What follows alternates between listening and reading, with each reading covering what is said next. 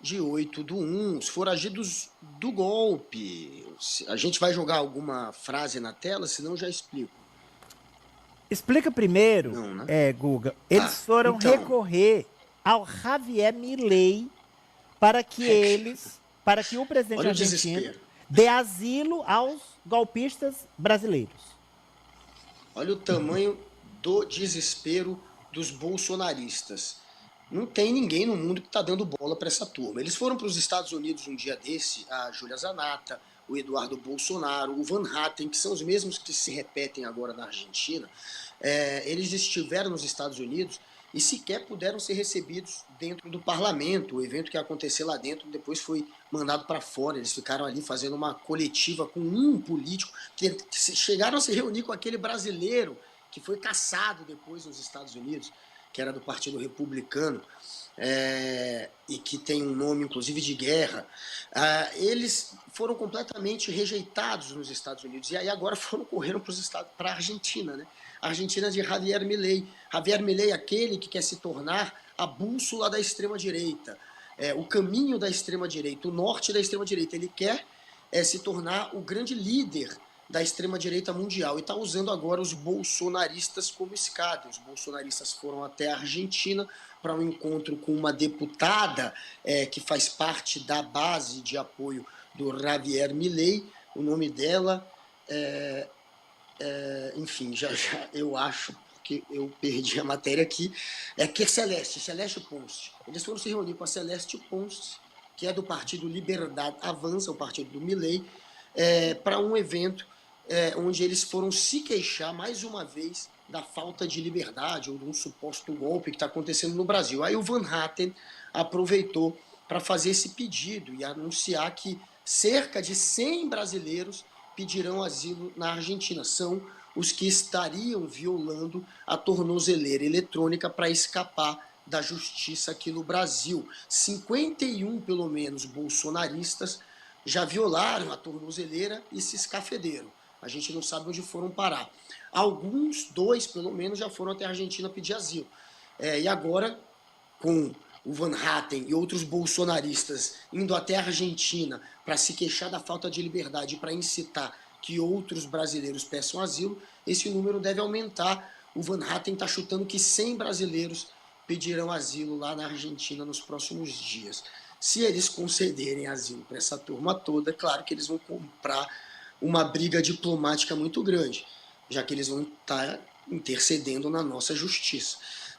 Agora, o Milei, claro que quer toda a atenção possível de qualquer político da extrema-direita mundial que queira rastejar até ele para pedir algum tipo de ajuda. Para ele é interessante também. Então, acaba que reforça essa condição, ou essa imagem que ele quer passar, o Milei, de líder da extrema-direita mundial. Já o Dudu Bolsonaro, a Zanata e o Van Hatten passa a imagem de 3 patetas desesperados que não sabem para onde ir ou para quem recorrer.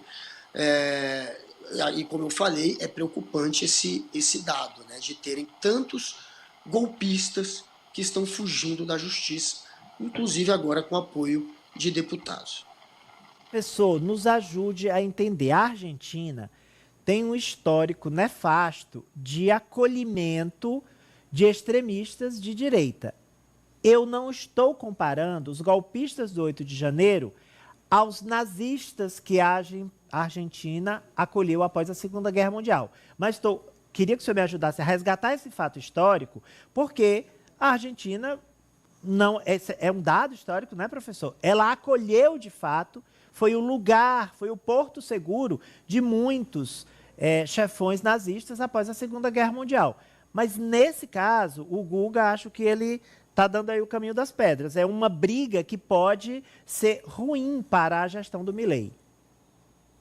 Exato. Dezenas e dezenas de nazistas se abrigaram na Argentina. Vamos lembrar um deles, entre tantos, Eichmann, né, que foi depois sequestrado pelas forças de segurança de Israel, levado para Israel e lá julgado e condenado à morte, que deu origem a um clássico que ela cobriu todo o julgamento, a Hannah Arendt, que é o Eichmann em Jerusalém. Isso, entre outros que foram lá na Argentina encontraram o abrigo, assim como no Chile, eventualmente um ou outro no Brasil, mas aqui um número relativamente pequeno comparado à Argentina, e desses que fugiram aqui para a América do Sul. Bem, tem casos no Chile, alguma coisa no Paraguai também, mas a Argentina que recebeu o maior número. Agora, isso vai dar uma confusão danada. Primeiro que nós vivemos sob amplas liberdades democráticas, no Estado democrático de direito. Não houve qualquer perseguição, não houve qualquer dificuldade, impedimento à defesa, ao livre trânsito, em absoluto, né? Então, quando você é condenado dessa forma num país como o nosso, foge para a Argentina e vai querer buscar asilo, não há razão para ser aceito o asilo por parte da Argentina. E por quê? Porque houve um processo legal aqui no Brasil e esse criminoso fugiu para a Argentina. Se isso ocorrer, essa concessão de asilo vai criar um problema diplomático muito grave. A Argentina sabe da importância econômica do Brasil para a sua economia, né? Assim como a Argentina também é importante para a economia brasileira, mas o oposto o Brasil é muito mais importante para a Argentina. A Argentina vive uma situação, não é de hoje, com enormes dificuldades econômicas, há um isolamento internacional do Milei, vide que na Europa ele não se encontra com nenhum dirigente democrata, na Europa centro-ocidental, vide o episódio triste com a Espanha, recente, quando ele atacou o primeiro-ministro da Espanha e sua esposa chamando de corrupta, sem ter qualquer encontro oficial na Espanha, nem com o rei Felipe VI ou com o primeiro-ministro, esteve diversas vezes nos Estados Unidos, não se encontrou com qualquer autoridade do governo, mas sim com elementos da extrema-direita norte-americana.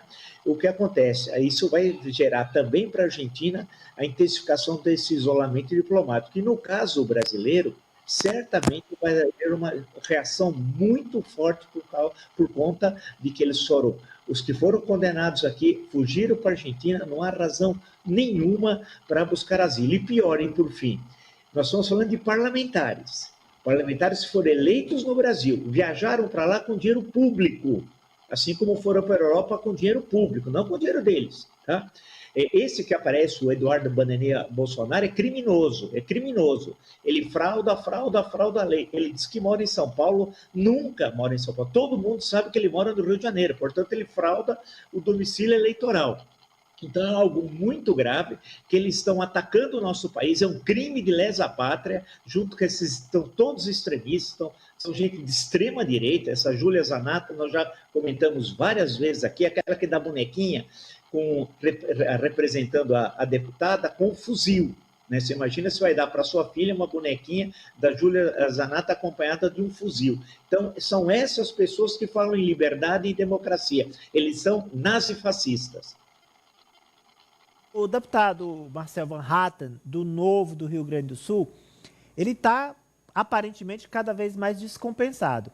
Eu trago um episódio que aconteceu ontem, viu, Guga e professor Vila, na comissão mista do orçamento da Câmara dos Deputados. Enquanto o deputado federal Merlong Solano, do Partido dos Trabalhadores aqui do Piauí, falava das ações do governo Lula para os afetados pelas enchentes no Rio Grande do Sul e destacava a importância dessas ações, o deputado Van Hatten teve uma crise histérica, começou a gritar no meio da sessão, eu vi as imagens e fiquei impressionado. E aí o deputado Merlong, quem conhece, sabe, ele é muito fleumático, né, muito sereno ali, mas ele se exasperou de uma forma e ele disse, Van Hatten, vá tomar um calmante, que você está fora de si. Vá tomar um calmante. Quer dizer, e aí ele foi para a Argentina pedir asilo político para os golpistas. Quer dizer, completamente... França, me explica, esse deputado. Primeiro que ele nem deveria estar ocupando esse cargo. Claro que foi eleito democraticamente, mas não tem ali a menor competência para ser um parlamentar. É um parlamentar que causa vergonha a qualquer cidadão de bem do nosso país. Agora, Ari, o Milei, ele tem que cair na realidade. Eu acredito que os cachorros dele estão orientando ele muito mal. A Argentina é um país que precisa de outras nações, nações amigas, como o Brasil, não está em condições de comprar briga com ninguém e continua comprando, compra briga com a Espanha. Se aceitar esse pedido dos parlamentares brasileiros, compra briga com o Brasil também. E o Milei, ele iria contra até mesmo o que a chanceler a Argentina disse na última visita que ela fez ao Brasil, em que ela inclusive concedeu uma entrevista coletiva, porque o Milei chegou a sugerir uma interferência na questão que envolvia o X-Twitter com o governo brasileiro, com o STF, mas a Diana Mondino, naquela ocasião, ela disse que a Argentina jamais interferiria em ações, em processos judiciais em outro país. Então, ele estaria indo contra o que a própria chanceler argentina tem dito. Mas não dá para apostar que o Milei não acataria esse pedido, porque ele é um tresloucado, uma figura política patética e que angaria apoios, angaria notoriedade no mundo, passando vergonha, com essas frases de efeito, numa tática que a extrema-direita adota no mundo inteiro. Mas, com isso, pobre dos argentinos, eles que são os maiores prejudicados com um presidente desse nível. Por falar em frases vergonhosas, vamos à sua manchete, França Teixeira. Vamos. Manchete do France fala de um filho do presidente, o 02. Olha aí. Filho 02 de Bolsonaro ataca o Nordeste. Abre aspas. Vai continuar sendo a pior região do país. Fecha aspas. Como você bem citou, Ari, no começo do programa, os filhos de Jair Bolsonaro não ajudam ele e também não ajudam os pré-candidatos a prefeito que o PL tem por todo o país e, especialmente nesse caso, na região Nordeste. Então, ao responder um seguidor nas suas redes sociais, o Eduardo Bolsonaro atacou a região Nordeste. Tá ali, é o último print, Ari. Pronto, você pode ler? Você consegue Posso? ler daí? Vamos lá. O perfil, o seguidor diz o seguinte: direita no Nordeste nunca mais.